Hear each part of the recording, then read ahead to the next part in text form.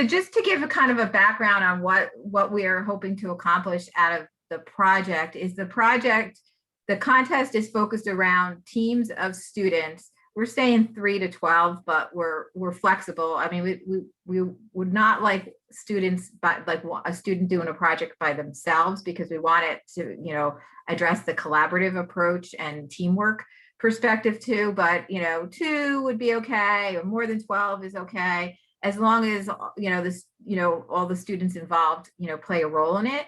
So those of you that are familiar with Sustainable Jersey, we have a Sustainable Jersey municipal program and schools program. And if you go on the website, there's a whole list of actions that address sustainability, and many of them are directly related to addressing climate change. But what we're hoping the students will accomplish with this project is actually take like a tangible step towards addressing climate change. And we debated when we were kind of forming all the details of the contest about giving specific examples to students. And we tried to not do that too much, because we wanted them to think of different things and not necessarily get everybody doing the same examples that we had given. But when I say something tangible, I mean like a physical change to an environment, in the environment, meaning doing a tree planting project or a rain garden, something that will show a community garden, something that, is something that is a tangible thing that they accomplished in the environment, or doing something that would kind of reduce factors that contribute to climate change, like energy efficiency. That's not like a physical thing, but it's an energy savings. You can't necessarily see it, but you can recognize it when you have the energy savings. We also included like just increase awareness of the climate crisis, but we want the students, if they're doing kind of awareness program, to really think about targeted messages to different groups of people, so that they that they can kind of think about what climate change means to different people, and be more effective in targeting a specific audience.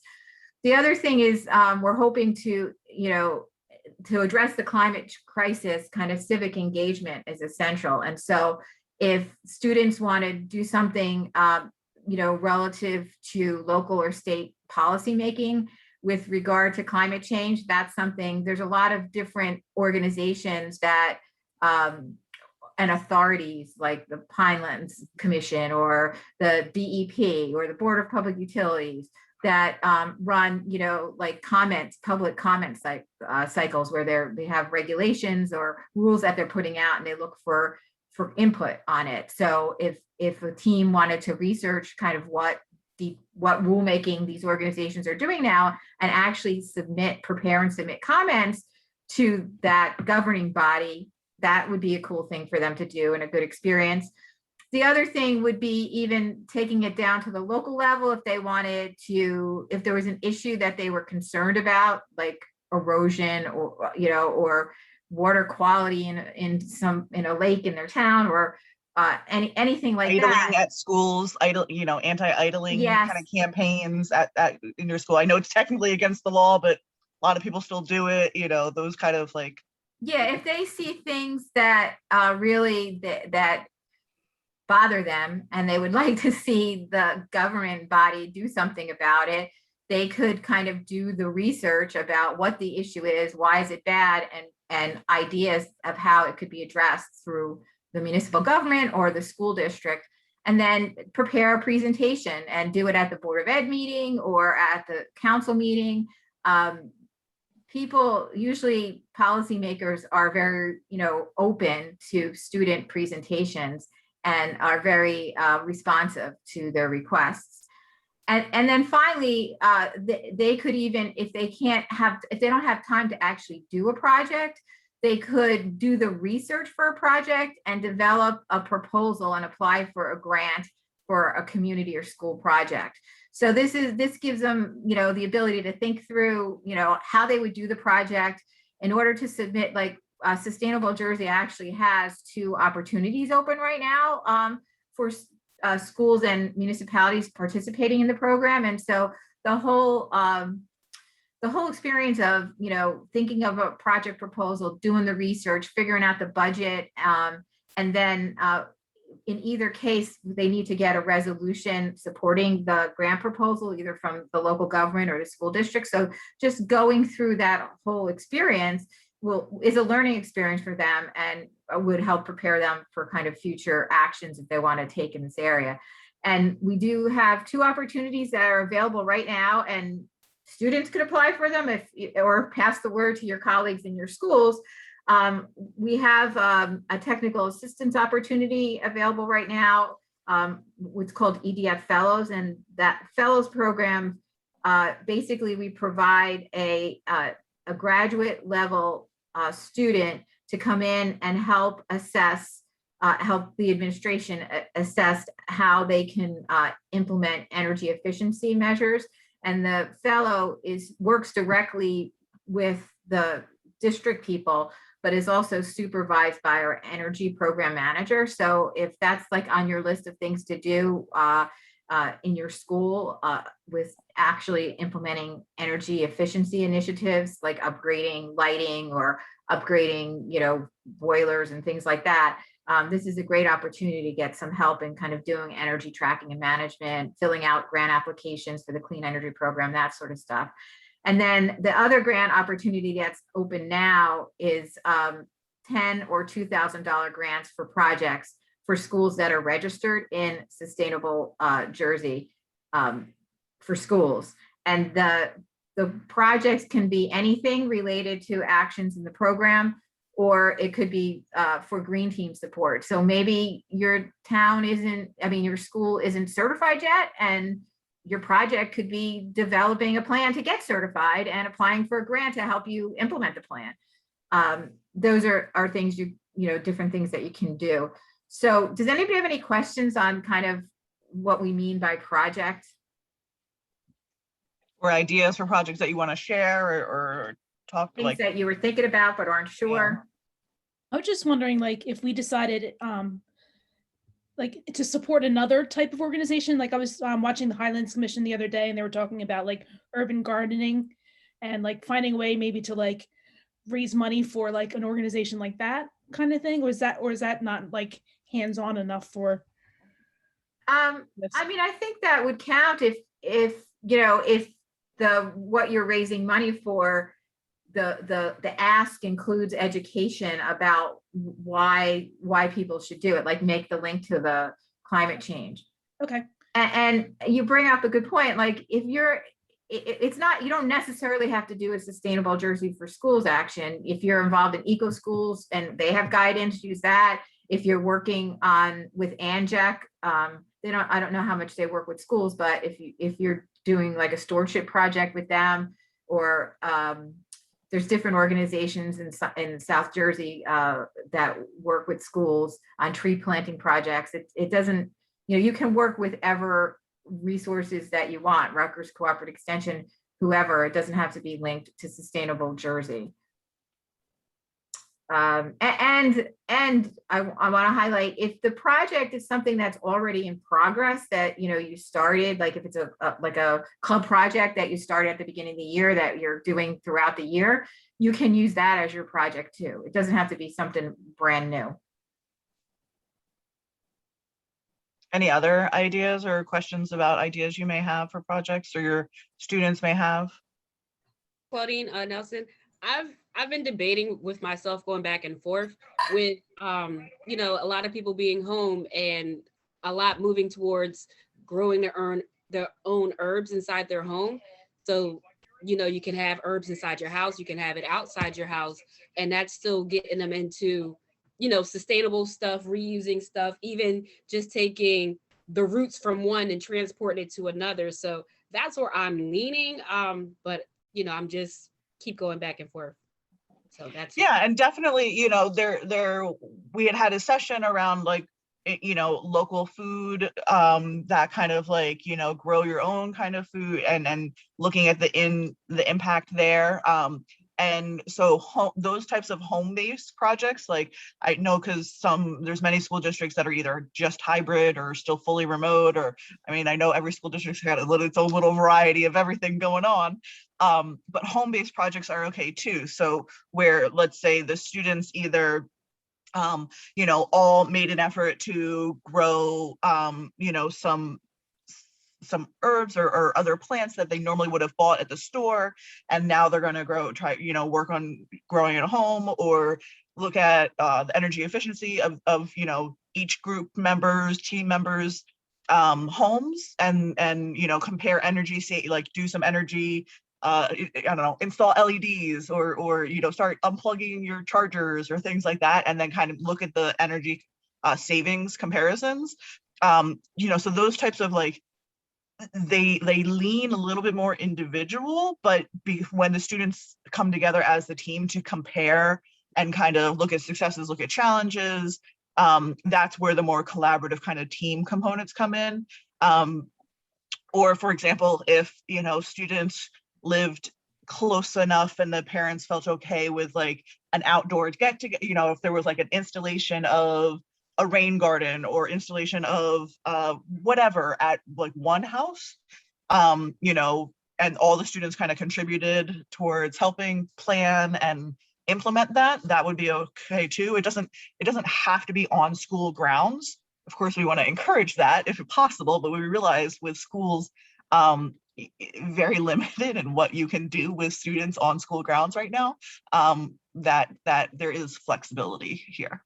Yeah, and there are lots of cool resources out there, like even, but like Andrea said, maybe having one home serve as the demonstration project for the team and do a rain garden, or even a strategic tree planting. So there's tools online that will tell you where the best locations are to plant trees to maximize, improve the energy efficiency of your home.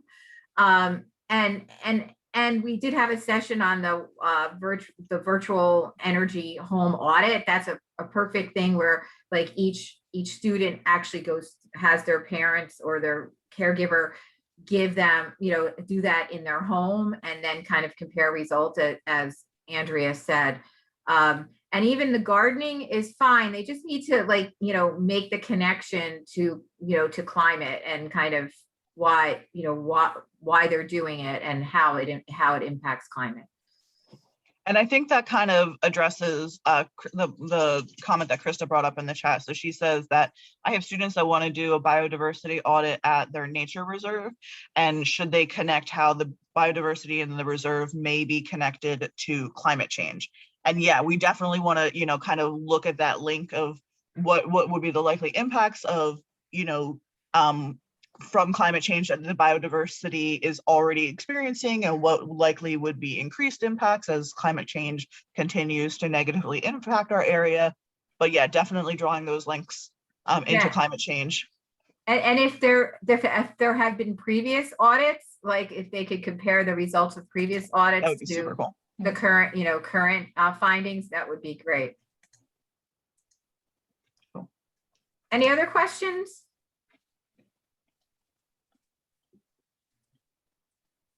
Okay. All this to say, there's just a lot of flexibility. We're trying to, really be responsive to climate change influences almost every aspect of our life, whether we realize it or not. And so that's where, having our students start to see that a little bit more. And so that's why a wide variety of projects are absolutely encouraged for this contest. Yeah, I mean, I think that if you haven't seen the food waste session that we did at the summit, that was really interesting, and just kind of looking at considering like what expiration dates mean on your foodstuffs and reducing the amount of food waste. That's a tremendous impact on climate change. And so I'm sure they could kind of set up a study of before and after they implement this kind of cognizant food waste reduction strategies at home. If we were all in the building, I would say, encourage a zero waste lunch, or, I know there's a little bit more restrictions there, but that kind of thinking about food waste as well. Yeah. or like, you know, what is it? Plant, where you just do a plant-based days, or eat plant-based foods for Yeah, like a Meatless week and Monday, kind yeah. of reflect on it. Yeah. There's all sorts of different things. Another thing is like challenging, you know, doing a challenge for not only just the team, but trying to encourage other people, their friends and neighbors and relatives, to do a challenge on some topic, and then kind of Right. interviewing people on the results of it. Right, reducing plastics, reducing single-use types of items. Sure. Any other questions? Okay. So the submission, the deadline for submissions is June 11th. The winners are going to be announced in August, and then there'll be a ceremony in September. We recognize this is not the greatest timing because it spans over the summer, but given everything that was going on in the school year, we kind of delayed the start of things with the hopes of that they would have been resolved by January, February, but that didn't happen. But we kind of trudged ahead to see, since this was a pilot project, how things would go. On the website, there's lots of useful links that you can refer to. The official rules are just kind of the guidance on how, what the teams are, who the sponsors are, how the submissions are going to be evaluated. There's a teacher mentor registration link. And again, if you're not registered and you're planning on doing it, it would be great to register, just so that we know that you're involved and we can send you all the information. And it also is helpful to us to just plan on how to prepare for the reviews. Andrea, you want to just review what's in the teacher mentor guide? Sure. So the teacher mentor guide has everything from tips for getting started around, like, kind of, advice around, getting the students situated and kind of what you can do to prepare. Has more detail about the eligible projects, like Renee and I have been kind of highlighting here. Advice around, or guidance around, where we see the teacher's role in this contest, because we definitely want to encourage student initiated or student driven choice of projects and action. I know it's, as science and other educators, we like to be in front and in charge, but it's so much more effective for the students to kind of be guided and scaffolded and facilitated through the project. So some advice around there, and then resources really in three main areas. The first around bringing climate change into your curriculum and kind of expanding some of those connections. I think, based on my notes, most everybody was either a science or a STEAM or like an environmental kind of oriented teacher. So maybe it's not as prevalent, but thinking about how to make connections to climate change in social studies classrooms, in math and ELA, in arts, etc. So thinking about how to bring climate change across the curricula, those connections, but then also resources to support action plan, the actual action project. So helping students to think about what they need to do first, second, third, kind of to move through to plan and implement the project. And then finally, resources around creating the digital story, or the, a digital story is basically a fancy way of saying a video, right? But so the main difference, at least in our minds, of, just any old video that, I record and post for my students to watch, like any old video is kind of like, wah, wah, wah, whatever, you're conveying information. But a digital story more so has, characters that are kind of telling about why something is important to them, what a problem they experienced, how they worked through the challenges related to that problem, how they hopefully solved the problem. The characters, of course, being the students most likely on the team, right? It's not like I'm saying, dress up and create crazy, I don't know, whatever, like superheroes, which I guess you could if you really wanted to. But my point being that, we're giving a little bit more information about why this was such an important project, or why an interesting project for the students to choose to participate in and right, follow to personalize it, really. Right. And then, kind of some of the similar resources that we'll talk about in just a minute, but, some of the more details around submission requirements and the actual form, which I'll talk about in a few moments, and then the rubric we'll be using to evaluate the projects. I think that's generally what's in the. I think that, has anybody looked at this teacher guide yet? Okay, it's all right. There's a. It's 20 It pages only of took good us stuff. 2 weeks to do. I looked at it. Good. I'm looked at it. joking. We think, it's a great resource, not only for the contest, but for, future lesson planning and things like that. So the climate contest student guide, we have a Word version and a PDF version. So if you want to customize it for your students, you can, but basically it's the teacher mentor guide with kind of the information strip that was specific to the teacher. And then Andrea was referring to kind of tips on digital story making. And we have this great video. I was thinking about showing it, Andrea. I don't know, have you seen the video on digital storytelling? It's only 4 minutes. You think I should? It's pretty short if y'all want to watch it. Sure. Might as well.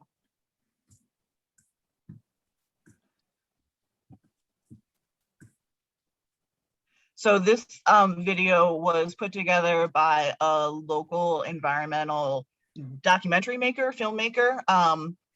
His name is Jared Fletcher. He has kind of really focused in on New Jersey environmental issues over the past, quite a while now. And so he was going to present, then something happened that he couldn't, but he had created this video for us to kind of help students think about how they could step into that role of being kind of like not documentary, but like, a filmmaker. Yeah, it might be, if you haven't seen it and haven't showed it to your students, it might be interesting for them. Hello, filmmakers. Oh, it's not showing, Renee. Oh, it's not? We still just see your Word document. Okay. So.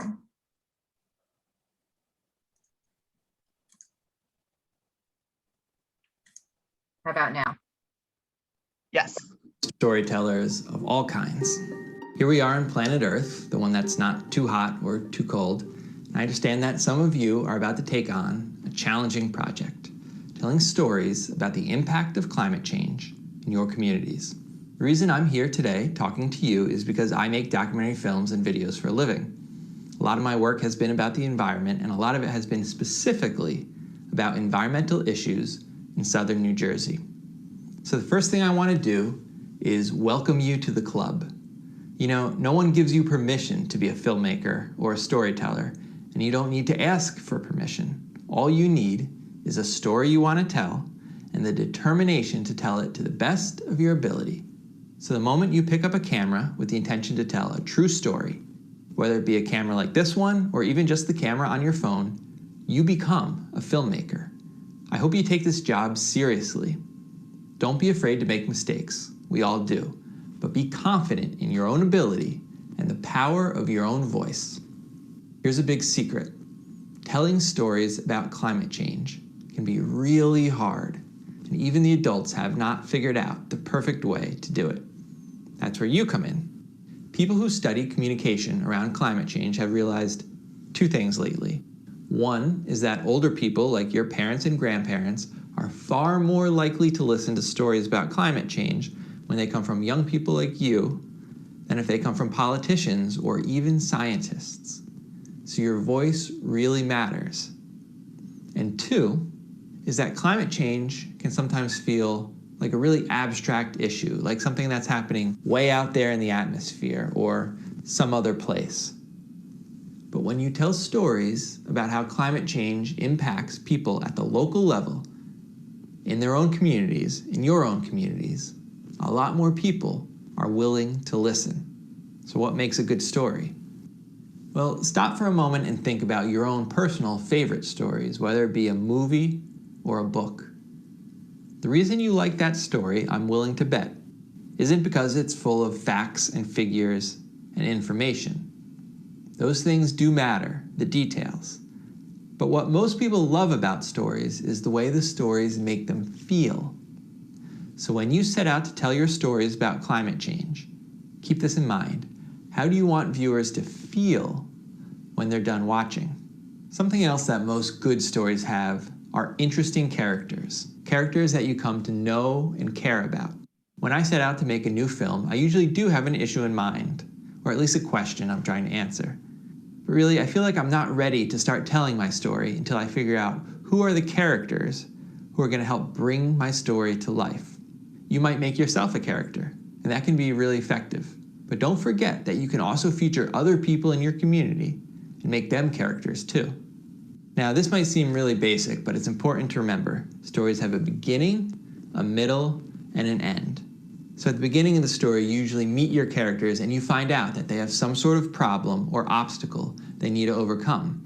And then in the middle of the story, you need to show them working, maybe even struggling to overcome that problem. And then at the end of the story, maybe they'll succeed. Maybe they won't. But this is where the drama is, following your character's journey from beginning to end. One more thing before I go. I hope you'll keep in mind some of the storytelling tips I just shared. They've worked well for thousands of years for millions of storytellers. But at the end of the day, the truth is there are no rules. You can tell your story however you want. You don't even need to ask permission. Good luck, and I can't wait to see some of your stories.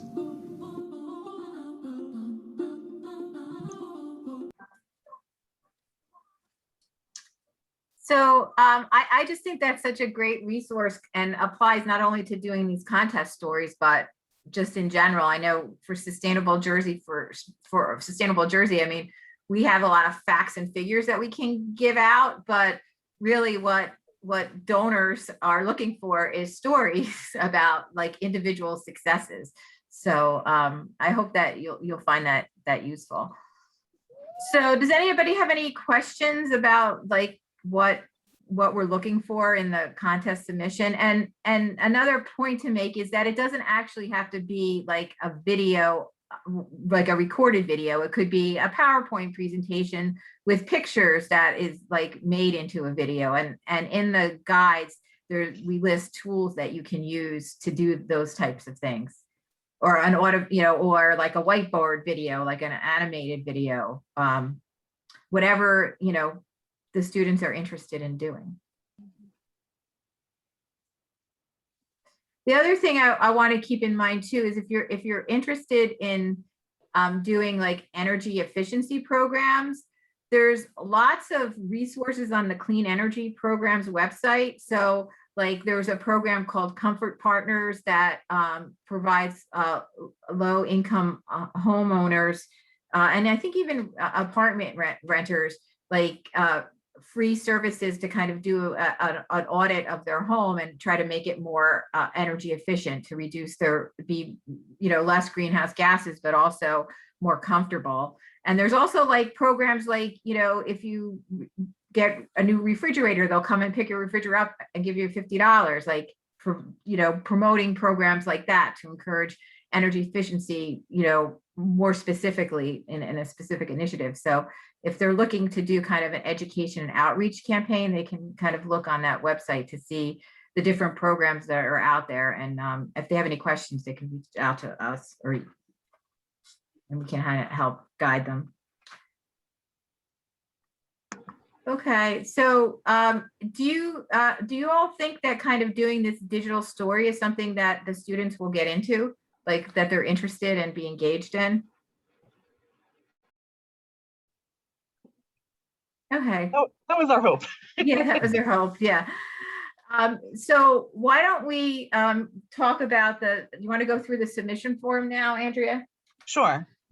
So the submission form is a Google form where students will be uploading, of course, the, did you want to, or I guess I can bring it up.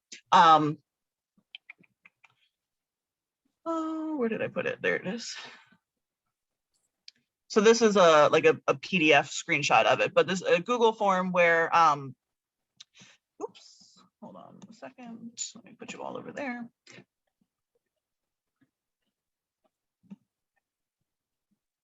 Sorry, let me just scroll back up. So we begin with the usual your name, and the intention here is that a student team member is submitting this form, with your help, of course. But the usual type of name, basic information, etc. A name for the student team, the number of the members, are you a middle school or a high school team? And then one of the first uploads that we'll ask for is just some contact information for who the team members are. I do want to just make the point to say that because some of the communication around contest winners will come out over the summer, so making sure that we have a summer contact for you, hopefully as the mentor, and for at least one member on the team to be able to reach out to them if we need to. But then, all right, so the actual project information. The first ask that we have is basically a brief summary of the project. This is going to be a little bit more concise and just focus on the action project that was completed. This is, you can kind of think about if you were reading a quick snippet, a paragraph summary in a newsletter or in a brochure or, media communications, that's kind of the focus there. And then as we move into a little bit more detailed parts, what's labeled number 12 and 13 on the screen right now, asking the students to really think about how their project is linked to climate change and solutions towards climate change. Thinking about both the causes and the impacts of climate change and why the project, why the action was necessary, and how the action is actually doing something towards mitigating or adapting towards climate change. We want to make sure, of course, that the science is accurate and correct. This is where we're making those, curricular connections to the science classroom. So basically explaining why your project, why the student's project is related to climate change, and a little bit more detail about how the project is taking action towards mitigating or adapting towards climate change impacts. Then a little bit longer, the detailed project information. So 500-word max here. This is where we're really looking for a bit more information. What was the overall goals, the steps taken, the intended or anticipated positive impact, any challenges that were experienced and how they were overcome, or how those challenges are still persisting, which we understand happens. And then if, you interacted with any community partners, Pinelands Preservation or Nature Conservancy or Eco Schools or whatever, kind of how you integrated those community partners there. And then the inspiration, this is where it's starting to be a little bit more storytelling, but in a narrative form. What was the inspiration behind this project? Why was this idea important to the students? Who or what influenced them to choose this type of a project? So that's all the kind of narrative portion. And then the video, just asking for a title so that we can refer to the different digital story videos easily. How long the video is, note that they should not be any longer than 5 minutes. Excuse me. We do need a signed consent and release form for each student member, signed by a parent, and then the actual upload of the video. If you have problems uploading the actual video file because it's too large or for whatever reason, there is an alternate video submission method where you can, upload it to YouTube as an unlisted link. And as long as you have enabled us to be able to download it, that should be fine as well. But we encourage you to we encourage the student teams to upload the actual video file itself. So that is the submission form. I just want to highlight the issue about the release, and that's because we plan to use the videos to kind of promote student work. So they may be shown on posted on our website. ACE is obviously sponsoring the contest, and they're doing it because they're concerned about climate change, but also they want PR. So I'm sure they'll be, especially the winners, they'll be interviewing the winners and doing a story. They'll even try to get like news coverage, like local news coverage down in South Jersey. So we want the videos to have legs, and if we roll out statewide, we may show them at events to kind of highlight, you know, successful projects, that sort of stuff. We're not going to use them for like financial gain, but just for general, you know, informational purposes. So does anybody have any questions about that? I see, Amy, you added, do we just need to submit a video? So I'm not sure when that came in. But yeah, so as a part of those kind of narrative components that I talked about, like the project summary, the connection to climate change, the project details, those kind of pieces. My dog is insistent on wanting to get fed early, so I'm sorry if you hear whining. So those narrative components and the video are the two components that will be judged and evaluated. So you do need to submit a video and the supplemental information that goes with it. And, you know, we put word limits on it, but, you know, if you can tell it in 300 words instead of 500 words, go for it. You know, like more is not necessarily better. Yeah. So any other questions about the submission form? Okay, so let's look at the rubric a little bit. Do you want me to pull that up? Or? Nope, I can do it. Okay. When you mean by narrative, do we explain the projects? Yeah, so that form that I was just kind of showing on my screen share, I can pull it up again real quick. It's that, oh, where did it go? Here it is. Yeah, so this is like a PDF right now of the Google form itself. So this is like, all this is a fillable form. So like here, this 250 word project summary, that's what the students would be explaining their project. In 250 words or less, they would be making those science connections, etc. Does that, you know, then the detailed project information and the project inspiration. Does that help answer your question, Amy?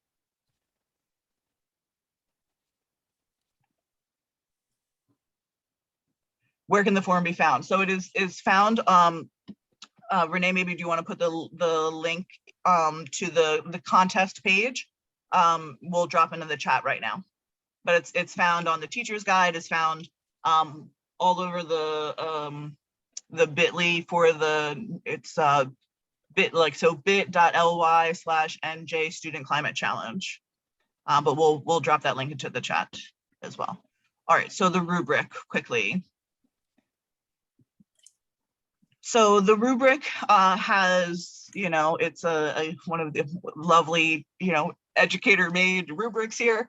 You know, the three first rows are really related more so to the video.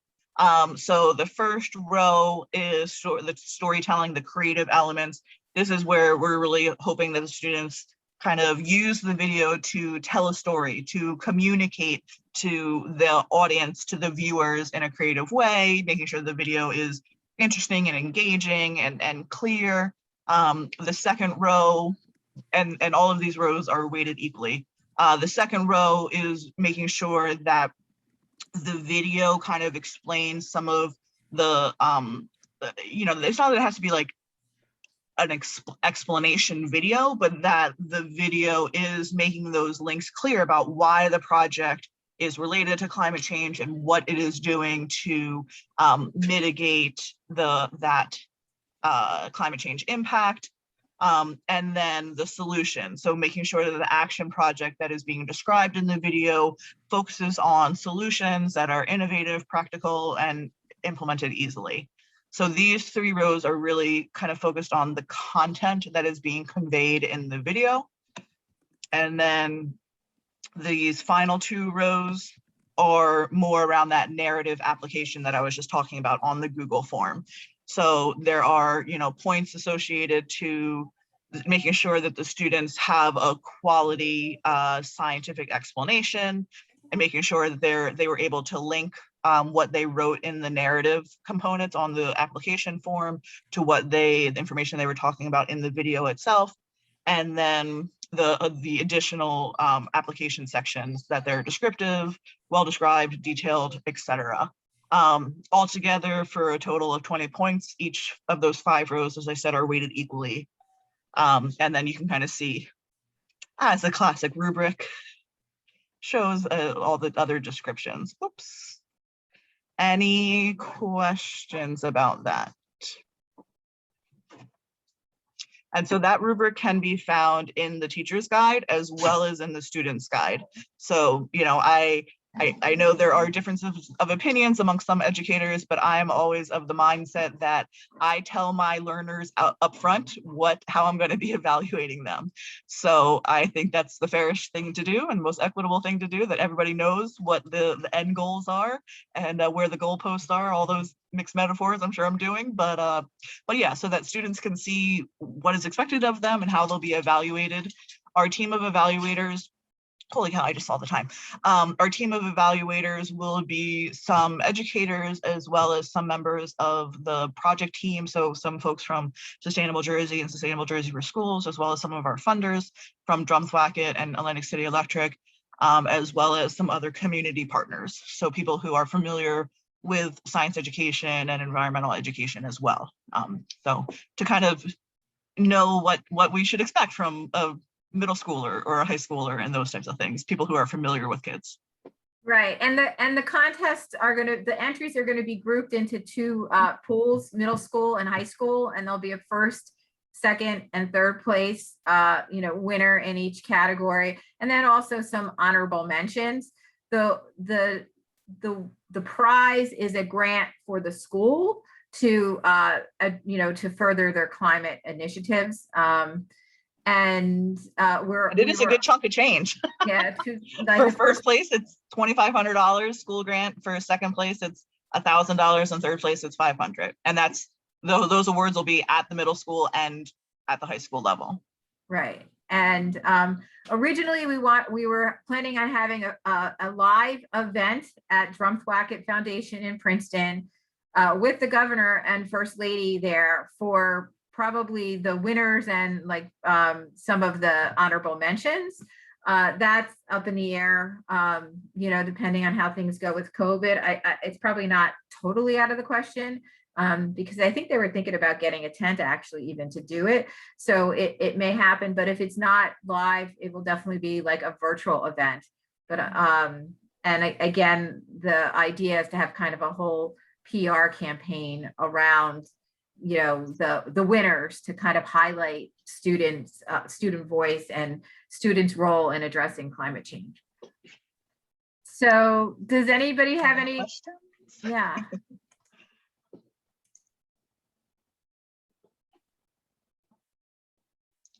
Well, Claudine, you have such a nice smile. Yeah, so I hope that all of you will participate. I think it's a great opportunity for your students to do some kind of personalized, authentic learning, and just a good way to promote your school and get recognition for what the students are doing. And we're doing a pilot project now, so the pool of applicants is a little smaller. When we go statewide, it will be more competitive. But when we do go statewide, you will be able to participate in that too. So maybe this will be like an annual thing you integrate into your normal kind of schedule for the year. And I just put into the chat like a help email that we have set up. And those get directed to Renee, and if there's anything that is more, that I could address, she'll forward it to me. But yeah, we definitely are monitoring that. And then the one other thing that we didn't get a chance to talk about is there's like a FAQ page that I'm constantly updating. So if you have questions, reflecting on what questions were asked today, I'll probably be adding some more things to that page along with some other resources. So check that out. It's in development. So if you don't see questions answered there, please email us. We're trying to, whatever support we can provide to you all. We really, we know you're doing amazing things, and it's just a matter of supporting you a little bit further to take part in this project as well, as we hope. Yeah, and if you're interested, you know, if your students are looking for guidance or connections to organizations, I'm not saying we can answer every question, but we can try. We have a lot We'll of try our darndest. yeah, we have a lot of different connections in South Jersey, especially like if you need to connect with municipal folks. If there's a municipal green team, we have connections with that. There's an active municipal hub in South Jersey that's doing a ton of work. So we'll try really hard to give you some referrals of people that might be able to help. Well, thank you all for attending this. We were thinking about doing another one sometime closer to the submission deadline, and maybe making it open for students to join if they wanted to. What do you all think about that? Okay, so we'll put that in the schedule, and like I said, you can have your students join directly. They may have different questions than you even have, and so we're more challenging probably, right? So it'll be good to see some of the students. That was the one thing with the climate summit that was a little bit removed because we didn't have the kind of face-to-face interaction with the students. So all the videos from the climate summit are on the website. We'll be posting this video on the list of resource links on the contest page that I had put in the chat. And again, if you have any questions, please reach out to us. We'd be happy to help.